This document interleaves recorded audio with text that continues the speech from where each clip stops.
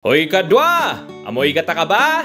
Kasi kahit saan ako lumingon, parang may nasusunog na dahon ng saging na may dalang charot, charcoal vibes! Yes mga kadwa, ang bida natin ngayon ay hindi shawarma, hindi burrito, kundi ang OG Ilocano delicacy, ang tupig! Yummy!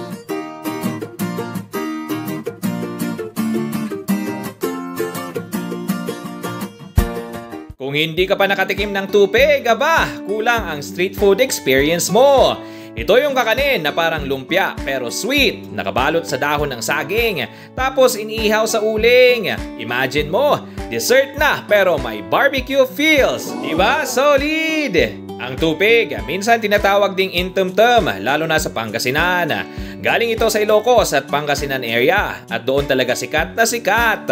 Pero bakit nga ba tupig ang tawag? Ito ang chismis ko sa inyo. Galing daw sa salitang Ilocano na ang ibig sabihin ay dinikdik o dinurog. Kasi yung malagkit na bigas kailangang durugin muna para gawing galapong. Ayan, kaya tupig. Hindi dahil tinupig ng crush mo yung feelings mo, ha? Ano-ano nga ba ang mga ingredients? Simple lang ang sangkap pero bongga ang lasa. Malagkit na bigas na giniling, nyug na grated, gata, asukal at minsan may latik pa o mani.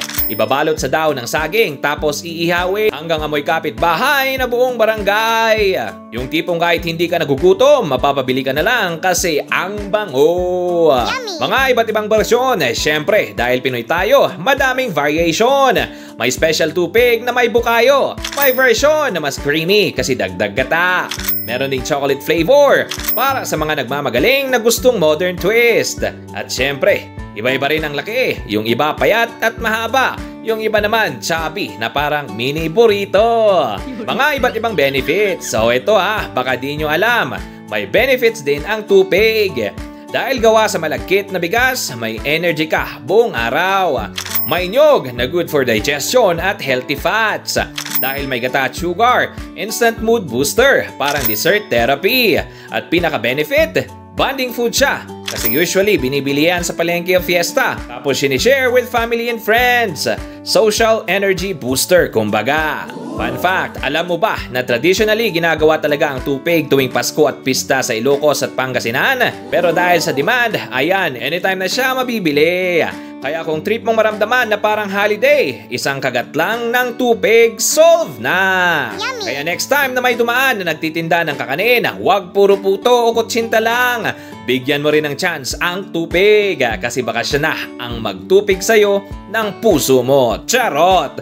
Mga kadwa, remember, ang tupig, simple man ang sangkap pero garantisadong masarap. Nakakabusog at very Pinoy ang tupig. Yummy!